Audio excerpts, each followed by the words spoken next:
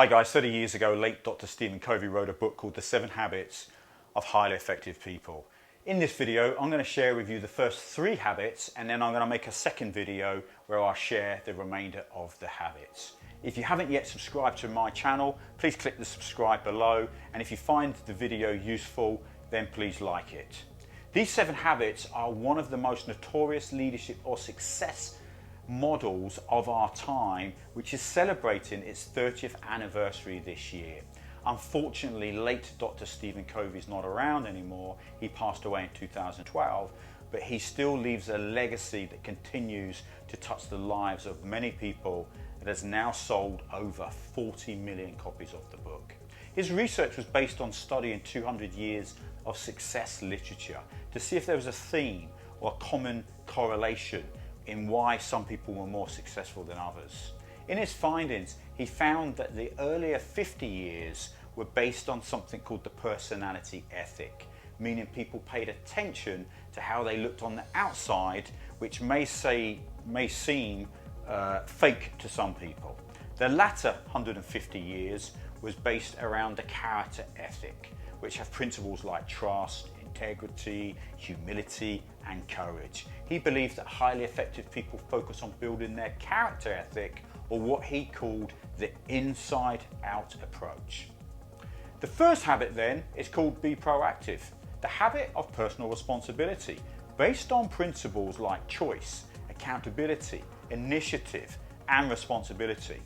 Most people see the world as it's how it is, and they can't do much about it. And typically you will see them blaming others, reacting in negative ways, and wasting time and energy on things they can't control. Whereas highly effective people tend to see the world with the mindset that they are free to choose and ultimately responsible for their happiness and success. What they practice differently is they don't react to things. They pause and then respond based on desired outcomes. It requires a high level of emotional intelligence to do this, especially the facet of emotional control. The use of their language will seem more positive and optimistic in taking on new challenges. They can passively influence others to make them feel inspired and feel motivated.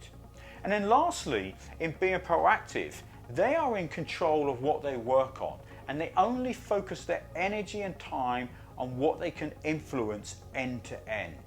Stephen called this the circle of influence and circle of concern. Examples of the circle of concern could be the economy, the weather, maybe politics. Whereas you feel more satisfied if you only work on what you can impact, like things you can learn, relationship building, or behavioral changes. This is the circle of influence. Moving on to habit number 2.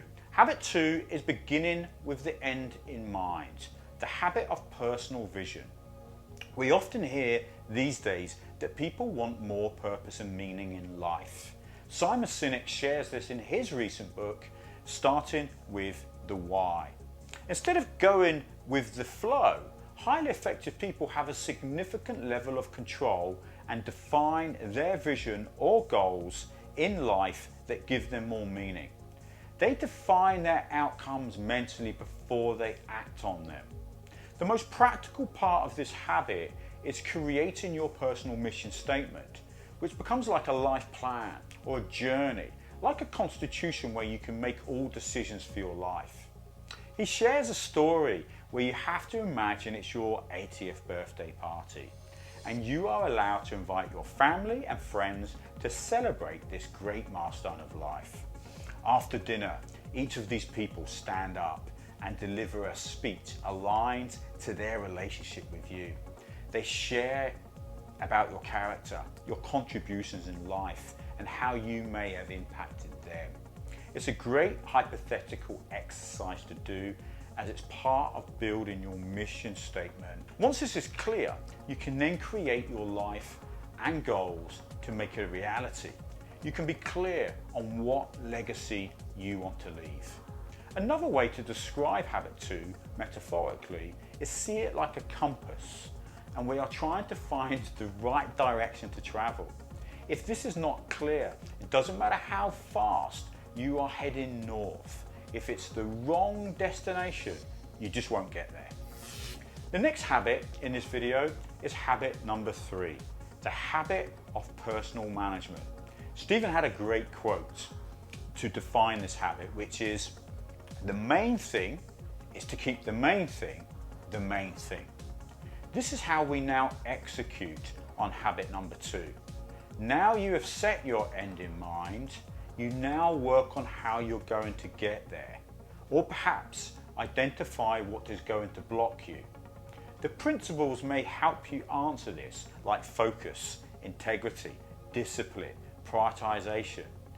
As you hear these words, you will already be coming up with your excuses of why these things don't get done.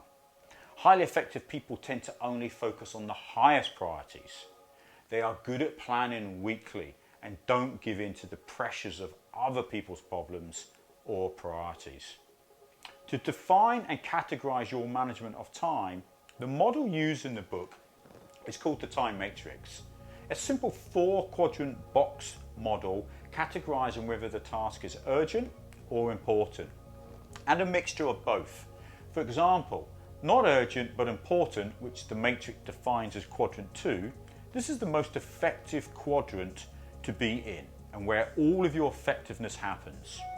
As you can see, the other alternatives have potential to be in during the process of your day. However, you do not get a lot of return on investment on your productivity or effectiveness. So the time matrix is really a map of where you are throughout your day, and each of the quadrants are not completely unavoidable. However, to reach high levels of productivity, it's suggested that Q2 will be where you get your best return of investment. The next part of this habit is the practice of weekly planning. What is fascinating about habit 3 is Stephen wrote this book 30 years ago when life was perceived as a little slower. We never had the internet or devices that constantly distract us. So focus and discipline is more important now than what it was 30 years ago, as our attention spans now are shrinking to less than a minute before we have another piece of information coming in or another task thrown at us. Typically, most of you can relate to how you manage your time, and that's often a daily ritual of a to-do list. You will tick off tasks throughout the day, giving you a feeling that you're making progress. Now, highly effective people have to-do lists, and in addition, what makes them more successful and productive is they also plan weekly. Now, the week is a space of time, not too far away and near enough to have some control. It can be broken down into work hours, early mornings, evenings, and the weekend. The first stage of weekly planning is make a list of all the things you need to do whilst you're connected to your mission, your goals, and your roles. This will check the progress of your end in mind. Moreover, you can also look at your roles and reflect where you may have neglected a relationship in the previous week. For example, you may have been working late due to a crisis, and by the time you get home, you've missed that quality time with your kids because they're now asleep in bed.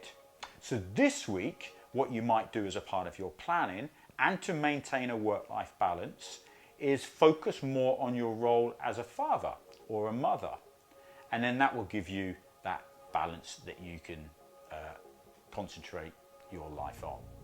Now, it's important to realize that you'll never give your 100% to each of these roles each day and each week. Hence why this exercise creates a conscious touch point to address and be self-aware of the relationships important to you.